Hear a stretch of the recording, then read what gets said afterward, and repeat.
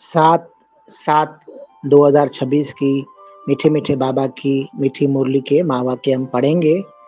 और आप सभी को ये गुजारिश है कि चैनल को ज़रूर सब्सक्राइब करें। नया चैनल है बाबा के कार्य के लिए, रोज़ मुरली मिलती रहेगी और मनन चिंतन भी रखेंगे, मेडिटेशन भी रखेंगे। अभी मीठा बाबा क्या कहता है, तुम्हें नशा होना चाहिए कि हमारा बाबा आया है। हमारा बाबा हमें क्या कहता है, हमारा बाबा आया है, ये नशा होना चाहिए। हमें विश्व का मालिक बनाने हम उनके सन्मुख बैठे हैं। तो हम सब सन्मुख बैठे हैं मीठे बाबा के, बाबा में मालिक बना रहे हैं। आज का प्रश्न है, कर्मों की गुह्य गति को जानने वाले कौन सा पुरुषार्थ अवश्य करेंगे। तो कौन सा पुरुषार्थ करेंगे जिसको कर्मों की गुह्य गति समझ आ गई। तो उत्तर है याद में रहने का, क्योंकि उन्हें पता है कि याद से ही पुराने हिसाब किताब चुकतू होने हैं। वो जानते हैं कि आत्मा अगर पुराने हिसाब किताब चुकतू नहीं करेगी तो उसे सजाएं खानी पड़ेंगी और पद भी भ्रष्ट हो जाएगा, पुनर्जन्म भी फिर ऐसा ही होगा। तो बाबा कर्मों की गुह्य गति हमें समझा रहे हैं। ओम शांति। बच्चों को अपार खुशी का पारा चढ़ता है जब देखते हो बाप दादा सन्मुख आए हैं और ये भी बच्चे जानते हैं कि 5000 वर्ष बाद फिर से शिव बाबा बिरमा तन में आया हुआ है। क्या करने? बच्चों को ये नशा चढ़ा हुआ है। सब बच्चे जानते हैं कि स्वर्ग का मालिक बनाने बाबा आया हुआ है, हमको लायक बना रहे हैं। हमको तमो प्रधान से सतो प्रधान बनने की युक्तियां वार वार बता रहे हैं। युक्ति है बहुत सहज, बिल्कुल सहज। याद बच्चों को सिखलाते हैं। युक्ति कौन सी है? बिल्कुल सहज है। अज्ञान काल में बाबा को बच्चा होता है तो समझते हैं हमारा वारस पैदा हुआ है। तुम जानते हो इस समय बाबा आकर हम बच्चों को अडॉप्ट करते हैं। यूं तो तुम सब शिव बाबा के बच्चे हो, परंतु बाबा अपना कैसे बनाए जो हमको सुना सके और हम उनसे सुन सकें। शिव बाबा इस बिरमा तन से कहते हैं, मैं तुम्हारा बाबा हूँ, तुमको स्वर्ग का मालिक बनाता हूँ। सिर्फ तुम्हारी आत्मा जो पतित है वो ना मुक्ति में ना जीवन मुक्ति धाम में जा सकती है। तुम सब एक बाबा के बच्चे हो, सबको बाबा की मिल्कियत लेनी है। ढेर के ढेर बच्चे हैं, वृद्धि होती जाती है, एडाप्ट करते जाते हैं। हे आत्माएं, अब तुम मेरी संतान हो, अपने को रूह आत्मा समझो। हमको बाबा मिला है, जिसको आधा कल्प याद करते थे, ये कभी भूलो मत। आधा कल्प आत्मा इस शरीर द्वारा याद करती आई है। हे पतित पावन, हे दुख हरता सुख करता, क्योंकि रावण राज्य में है ना। भल जो अभी समझते हैं हम बहुत सुखी हैं, हमको इतने पदम हैं, इतने मिल्स हैं, कारखाने आदि हैं। ये तो सब अल्प काल के लिए हैं, अंत में तो बहुत तराई तराई करने लग पड़ेंगे, दुख के पहाड़ गिरेंगे, इतनी सारी मिल्कियत सेकंड में खलास हो जाएगी।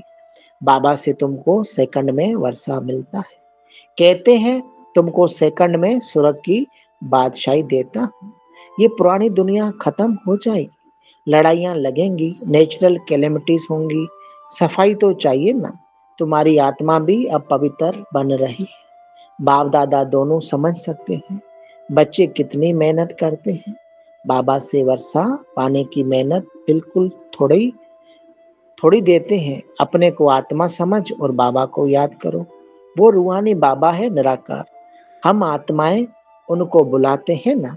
बाबा कहते हैं तुम्हारी आत्मा जो पतित है वो पावन कैसे बने। पतित पावन तो एक बाबा है ना। पानी की नदी पतित पावनी है तो झट से जाए गोता खाकर चले आना चाहिए। गंगा स्नान बहुत करते हैं फिर भी पतित क्यों, रात दिन यही धुन लगाते रहते हैं। पतित पावन सीताराम अर्थात सब जो भक्तियां हैं अथवा सीताएं हैं, सबका रक्षक एक राम परम पिता परमात्मा है। पतित पावन पतियों का पति वही है। वो जब आए तब आकर पावन बनाए। तो अब बाबा कहते हैं मेरी श्रीमत पर तुमको चलना है और किसकी मत पर ना चलो। वो तो समझते हैं भक्ति से भगवान मिलेगा, जबकि भक्ति से भगवान मिलेगा तो ऐसे क्यों कहते भक्तों की रक्षा करने आएगा। भक्तों पर क्या आपदा पड़ी है जो रक्षा करेगा। रक्षा तब की जाती है जब कुछ आपदा होती है। बाबा कहते हैं तुमने कितना दुर्गति को पाया है। ये है रौरव नरक। सब दुखी रोगी हैं। घर घर में देखो क्या लगा पड़ा है। दुख ही दुख है। इसलिए पुकारते हैं बाबा हमारे दुख हरो सुख दो। भारत में ही सदा सुख था, अब दुख है। भारत की बात है और खंड तो है ही अलग। वो तो आते ही बाद में है। कोई 60 जन्म, कोई इनसे भी कम जन्म लेते हैं। 84 जन्म देवता धर्म वाले लेते हैं। तो इस हिसाब से आधा कल्प के बाद जो आएंगे उनको 84 से आधे जन्म लेने पड़ेंगे। ऐसे नहीं कि सब 84 का चक्कर लगाते हैं। मनुष्यों को तो जो आता है सो बोल देते हैं। अब तुम बच्चे बाबा द्वारा अविनाशी ज्ञान रत्नों की झोली भर रहे हो। रत्न तो बहुत वैल्यूएबल है। बाबा समझाते भी बहुत सहज है। बाबा कहते हैं तुम बुलाते आए हो, हे पतित पावन आकर हमें पावन बनाओ। तो बाबा आए हैं। अब तुम समझते हो हम पावन बनेंगे तो स्वर्ग के मालिक बनेंगे। शिव बाबा हमको पत्थर बुद्धि से पारस बुद्धि, पत्थरनाथ से पारसनाथ बनाने आए हैं। भक्ति मार्ग के चित्र सब पत्थरों के बने हुए हैं। पत्थरों से माथा मारते हैं। बाबा कहते हैं तुम भल कितने भी मेहनत करो, फायदा कुछ नहीं होना है। आगे तुम बलि चढ़ते थे, फिर भी क्या फायदा हुआ। करके देवी का दीदार होगा, फिर जैसे के तैसे। पतित पावन बाबा आते हैं एक बार संगम पर। सतयुग में तो भक्ति मार्ग की बातें होती ही नहीं। बाबा तो कहते हैं बाबा तो कहते नहीं कि गला काटो, ये करो। भक्ति मार्ग में अनेक प्रकार से क्या क्या करते हैं। आगे देवियों पर मनुष्य की बलि चढ़ाते थे। बाबा कहते हैं तुम सुधरीले थे तो देवता थे, अब कितने पत्थर बुद्धि बन पड़े हो। तुमको स्वर्ग की बादशाही दी थी, कितने सोने हीरे जवाहरों के मेल थे, अथाह धन था, वो कहाँ कहाँ किया। अब तुम कितने दुखी हो पड़े हो। तुम असल देवी देवता धर्म के थे ना, अब सिर्फ तुम रजो तमो में आए हो। तुम तो देवता धर्म के थे, फिर अपने को हिंदू क्यों कहलाते। और सब धर्म वाले अपने अपने धर्म को ही मानते हैं। धर्म तो एक ही होता है ना। मुसलमानों का मुस्लिम धर्म, क्रिश्चियन का क्रिश्चियन धर्म चला आता है। तुमको क्या हुआ। तुम बहुत सुखी पवित्र संपूर्ण निर्विकारी थे। अभी कितने विकारी बन पड़े हो, किसको पता ही नहीं। बरोबर हम संपूर्ण निर्विकारी थे, फिर संपूर्ण विकारी कैसे बने। 84 जन्म लेते सतो से तमो बने। अब बिल्कुल ही तमो प्रधान पतित हैं। सतयुग से कलयुग जरूर आना है। सब धर्मों को सतो रजो तमो में आना ही है, वृद्धि को पाना है। तुम भी झाड़ हो ना। झाड़ में देखो अंत में बिरमा खड़ा है। झाड़ के ऊपर चोटी में बिरमा ही 84 जन्म ले जाकर अंत में खड़ा है। तुम भी जो नीचे ब्राह्मण बैठे हो वही फिर अंत में पतित शूद्र बने हो। फिर नीचे राजयोग सीख रहे हो। तुम भी शूद्र थे, अब ब्राह्मण बने हो। ये बड़ी समझने की बातें हैं। अभी झाड़ में बहुत अच्छी समझानी है। अभी तुम राजयोग की तपस्या कर रहे हो।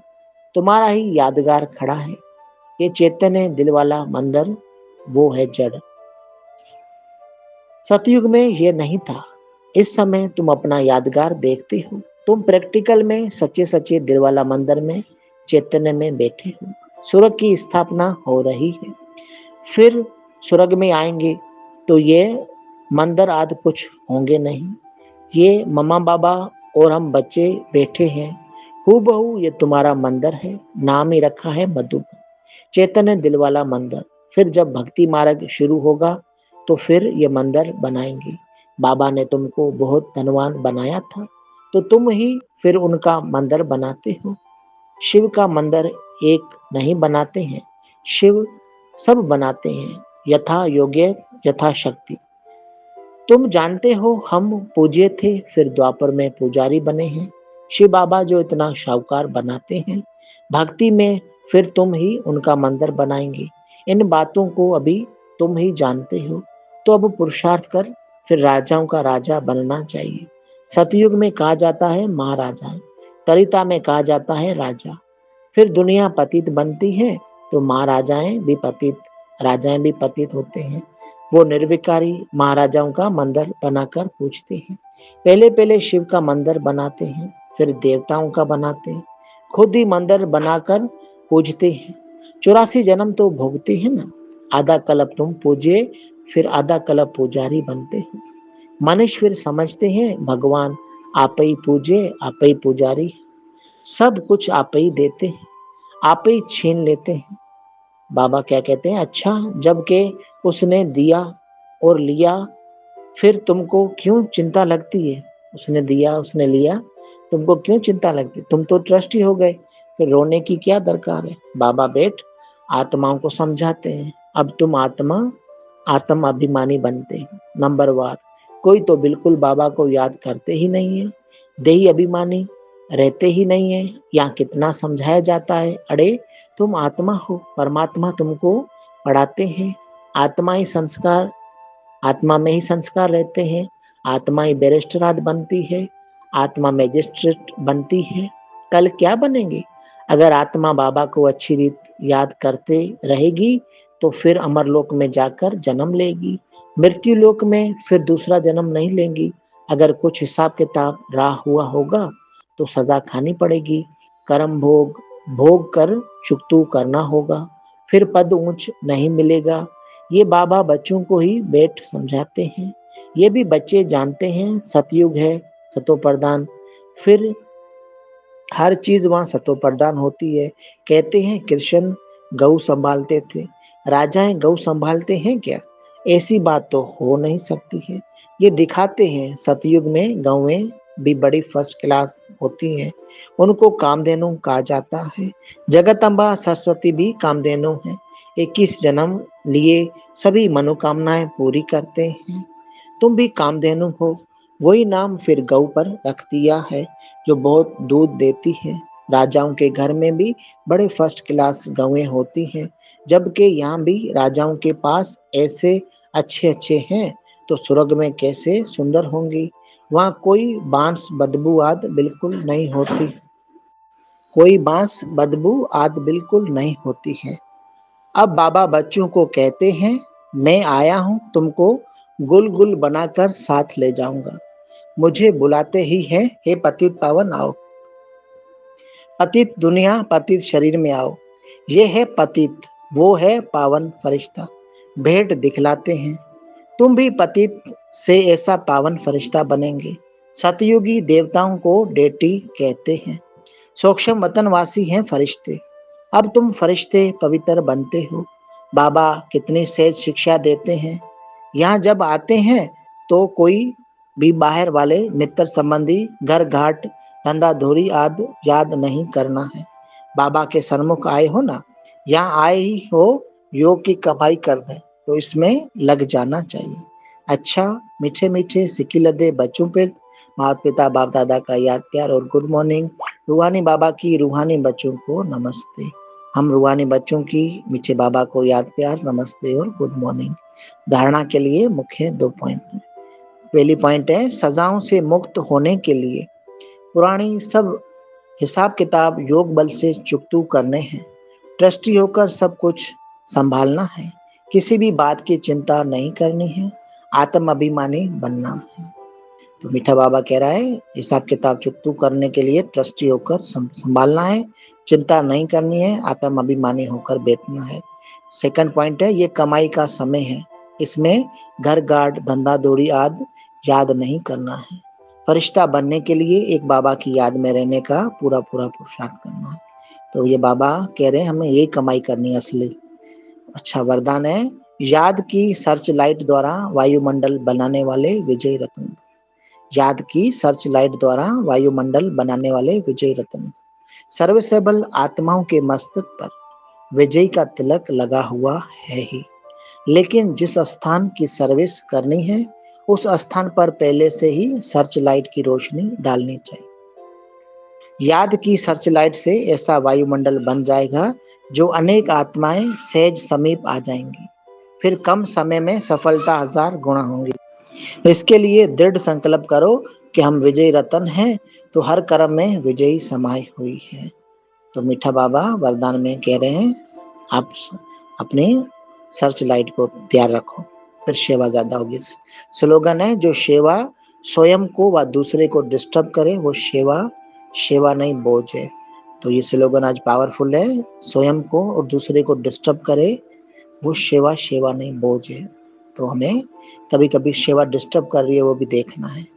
अब एक इशारा है, ज्वाला स्वरूप स्थिति में रहे, शक्तिशाली याद का अनुभव करो। ज्वाला रूप बनने के लिए यही धुन सदा रहे कि अब वापस घर जाना है अर्थात उपराम। जब अपने निराकारी घर जाना है तो वैसा अपना वेश बनाना है, तो जाना है और सबको वापस ले जाना है। इस स्मृति से सुत ही सर्व संबंध सर्व प्रकृति के आकर्षण से उपराम अर्थात साखी बन जाएंगे। साखी बनने से सेजी बाबा के साथी व बाप समान बन जाएंगे। तो ज्वाला रूप की ये धुन सदा रहे कि अब वापस घर जाना है अर्थात उपराम निराकारी घर। ऐसा जैसा अपना वेश बनाना है, जहाँ जाना है उस देश को वेश बनाना है। तो इस स्मृति में सदा हम याद रहेंगे सर्व संबंध बाबा के साथ, तो कोई भी प्रकृति के आकर्षण उन सबसे उपराम हो जाएंगे, साथी बन जाएंगे। तो यही बाबा के साथी और बाप समान स्टेज है। थैंक यू मीठे बाबा का, आप सभी का।